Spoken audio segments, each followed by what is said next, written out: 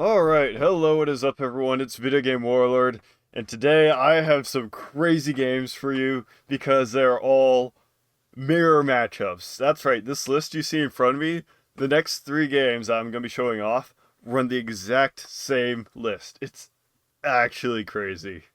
But this is what I've brought. I've brought 18 line infantry, uh, for that main center line, and and just for my flanks, I guess. It's a whole army.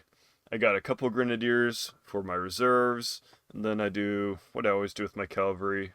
I have 6 dragoons and 4 hussars. Those I evenly split on the flanks.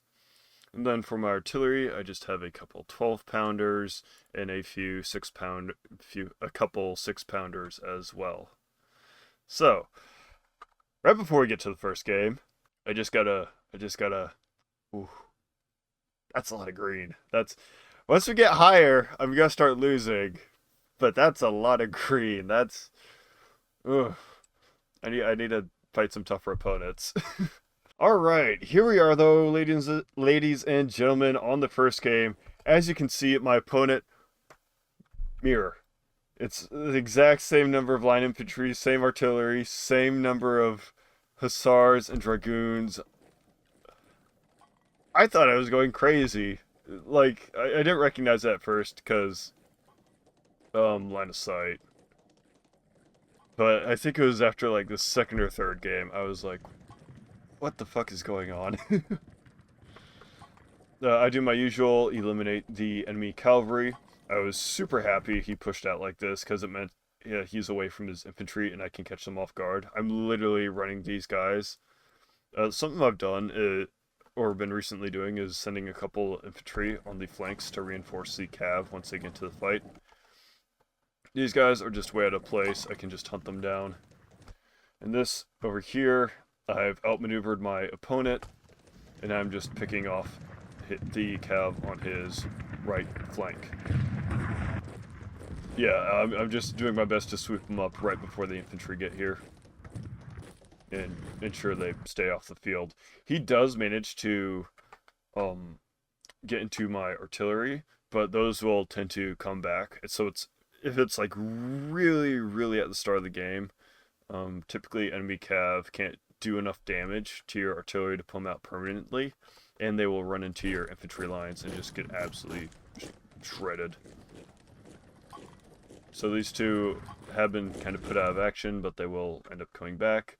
In the meantime, my opponent has no cavalry. I've completely destroyed it, and I am taking the objectives for the added morale bonus that gives.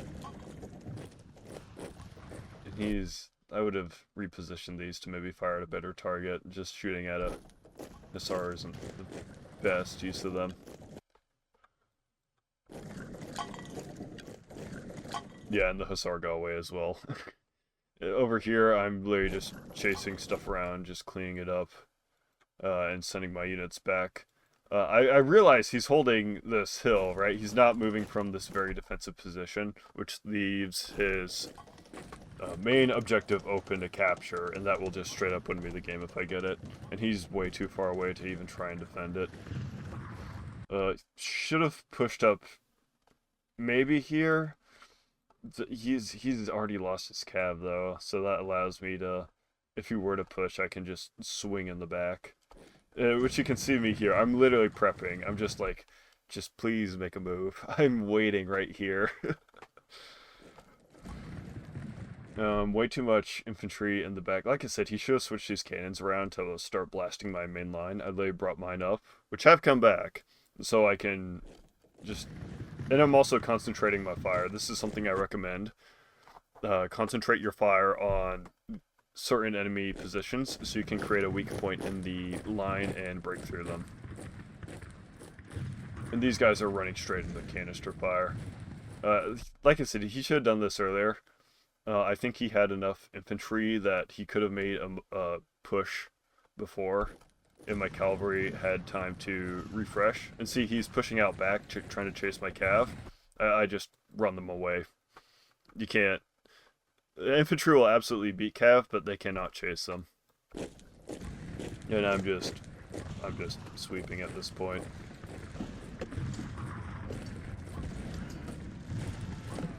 Yeah, see, I charged into the backside. So even in this engagement, it's just a little cavalry support wins me that. And I've managed to just having that cavalry, eliminating your opponent's cav, frees you up to do so much on the field of battle. It is effectively just your board to play with. But also holding those morale points just make your units tougher too. So they used to be not as important, but I feel like they're more important, which I do appreciate. Alright, on to the next game.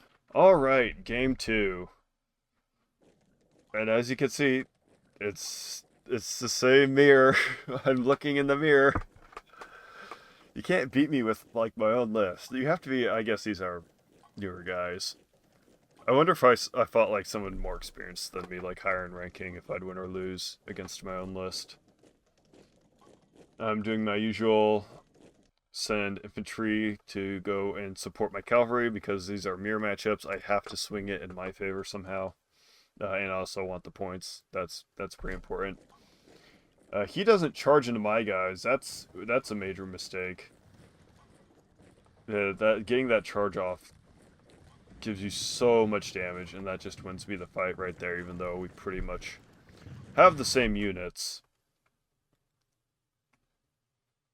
Over here, it's a little bit more complicated, but I'm still winning.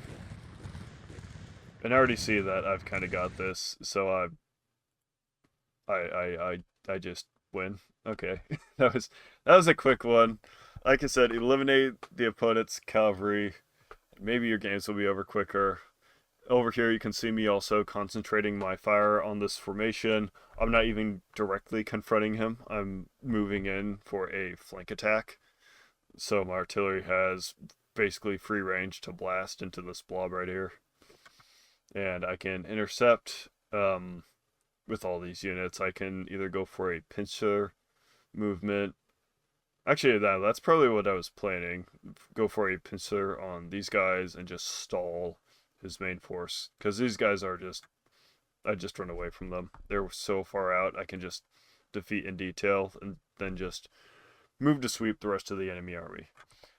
Anyways, next one and last one.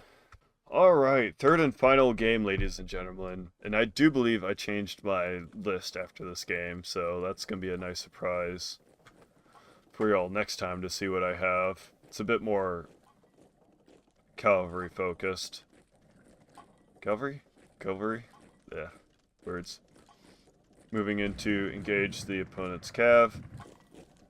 Just, yep, outmaneuver, just get right into the back of them. I'm completely fine with... Yep. Now this goes a little bit rougher over here. I don't know what that guy's doing. Not well. He's not doing well. I beat out my opponent's cavalry over here, and these guys may look out of position, but given that the main lines have not come into conflict yet, by the time I do take this point and we do start engaging, this will effectively be a flanking force in addition to all the cavalry over here. Now this fight drags on a bit more. I start funneling additional infantry over to here because I can see that he's tossing his infantry into this fight, and I want the point too, right? The point's important, right? You gotta get to the point. But same thing over here, I'm just doing my best to clean up this blob. And over here, I'm not even engaging his infantry with my cavalry, I'm literally just playing around with him. Right, these two are getting dragged along by this guy. This grenadier is trying to chase this guy down, so my line infantry can literally just shoot into him, and now it's a 2v1. I'm going to win that.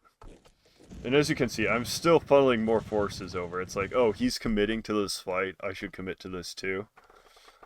I do lose most of my cav over here, but he has also lost most of his cav and whatever infantry he is funneling.